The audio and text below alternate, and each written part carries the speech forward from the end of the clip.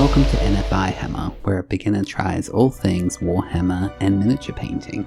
In this episode, I am going to attempt my second ever terrain piece, a thermic plasma conduits. So this one was quite exciting because I wanted to try out plasma before. I've never really attempted painting that before on a model, and this one looks like the perfect opportunity to get started. My only other terrain piece I had painted was this abandoned manufactorium that had been destroyed. Check out that video if you haven't seen it. And I really enjoyed the process, however I had no idea of how long it was going to take and how much detail were in these terrain pieces. So I wasn't quite sure what to expect with this. I was hoping that it wasn't going to be as detailed, just because that piece took me such a long time to complete. So with this, I thought I'd also try out something different, which was going to be using a silver spray paint as a base. So as you saw at the start, this cost me 20 dollary dues, or 20 Australian dollars, and it was from the Warhammer Imperium issue 37. Like I discovered in the earlier terrain, putting it together is fairly straightforward. The only issue I have is when I'm gluing the parts together, some of the gaps don't fully seal. Maybe I needed to cut more off or, hold it together for longer. But because it's kind of got the destroyed aesthetic to it, it doesn't really matter too much in my opinion, because it kind of just helps build that kind of destructed property. So this is the new spray paint I was talking about. So it's just a Dulux Duramax metallic finish. So I wasn't sure how this was going to turn out, so I've only testing out these 4 pieces here.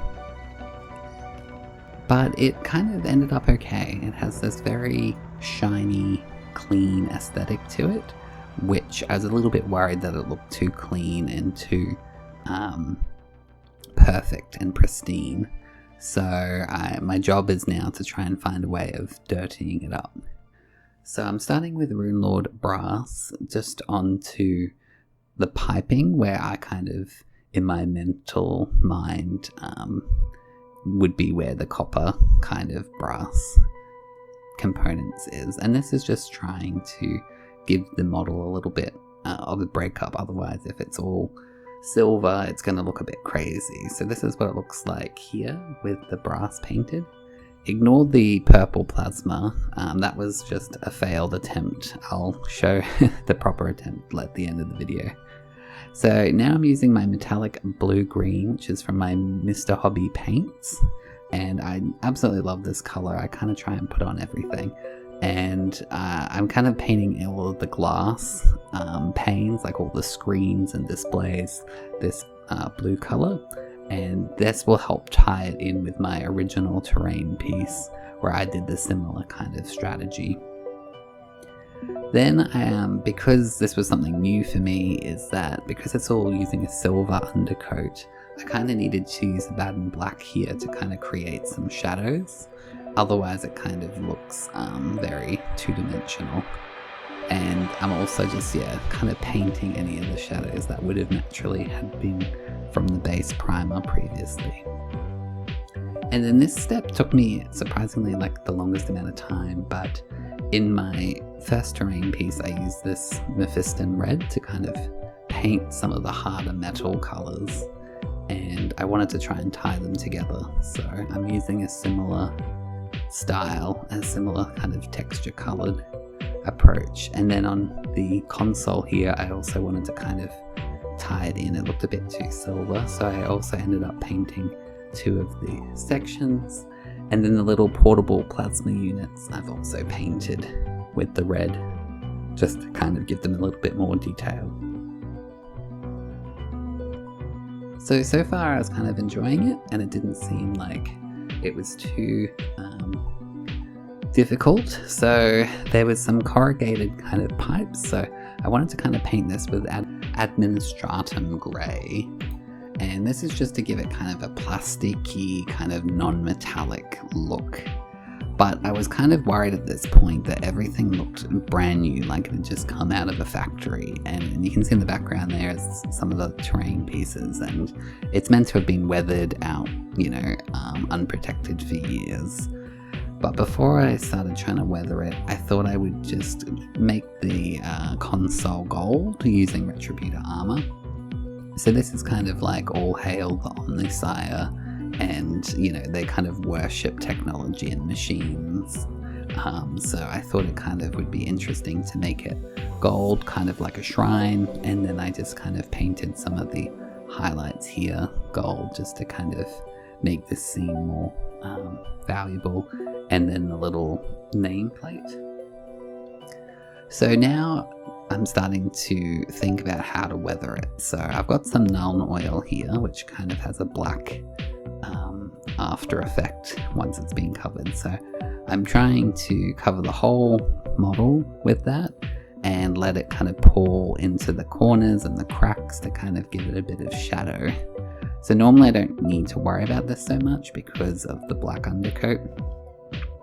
And then at this point I realized there's two little skulls here in the console, but because they're silver from the base, they looked kind of wrong. So I used Rakarth Flesh to kind of give it a bit more of a real bone texture. And I was actually quite surprised by how quickly it really transformed it from kind of looking plasticky and metallic to real bone.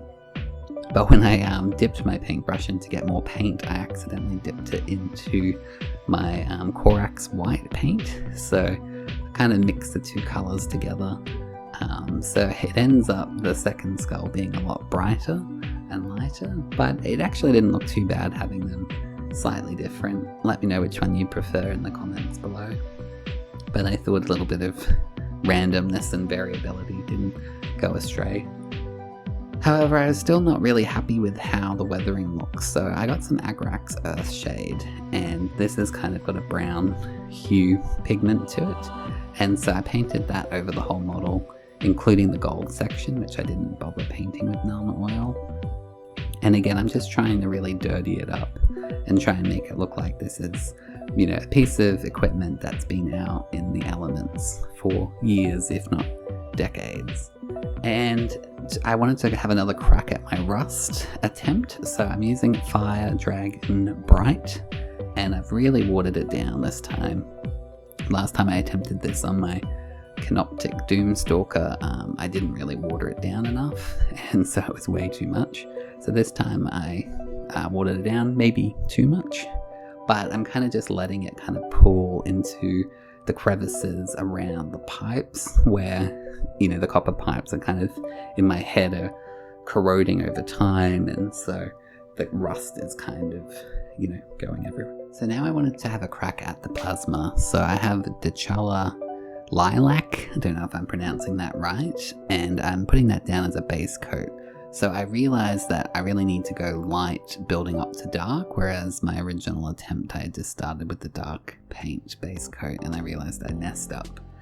So once that layer was in there, and I tried to make sure it was in the cracks, I got a Genestealer Purple, which is a layer paint from Citadel, and I'm attempting to dry brush, which I did not successfully really do this last time. And so all I'm trying to do is get some of the paint off the brush onto the top of the ridges. However, I was too impatient and I didn't let the paint dry.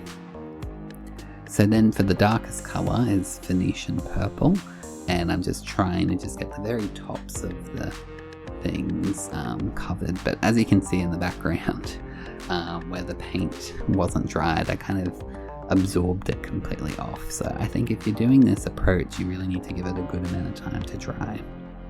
So off camera, I've kind of recoated it and went through the same steps again to get rid of that. And now I have this pallid witch flesh, and I'm trying to just put it into the cracks down the bottom. And in my mind, this was meant to kind of be like where the plasma is running really hot, and I wanted it to kind of blend in with the light purple in the bottom of the crack. But I don't know what I was doing wrong. It really didn't blend very well. Like, it just looks like purple and then white. And yeah, it definitely wasn't what I was going for. So I tried to do some dry brushing over the top of it just to try and blend it in, or at least tone it down a little bit. Apologies, my camera's focusing on my fingers. And again, I didn't let it dry properly on the little hand plasma unit, so yeah, a bit impatient. I think this is one of the ones that going slow is better. But I'm also, when I was dry brushing, I didn't mind if it got onto the metal pipes a little bit, just kind of like a glow effect. So I'm kind of happy with how it turned out. It definitely, you know, looks interesting, and I think the silver spray paint definitely saved me a lot of time. The plasma definitely has a lot of room to improve. I picked purple, which is kind of an unusual plasma color, but it's my wife's favorite color, so I thought it might as well be purple. But I definitely think if I did it again, I would try and make sure that the layers between the light purple and the dark purple are more noticeable. And then with the white, maybe I need to dilute it more so that it's a thinner color of white, so it doesn't just completely just overwrite the purples. And with the console, I really liked the gold and how it turned out, and I like the metallic blue from the screens. It does look a little bit too new, like it doesn't really look like there's been any damage or really much weathering, so that's definitely something I can work on, maybe using the sponge and sponge on some dirt, maybe Rhinox hide or something. But overall, it was a really fun little project to do, and it wasn't super time consuming. And I'm very excited to try this out on the Battlefield in 10th edition.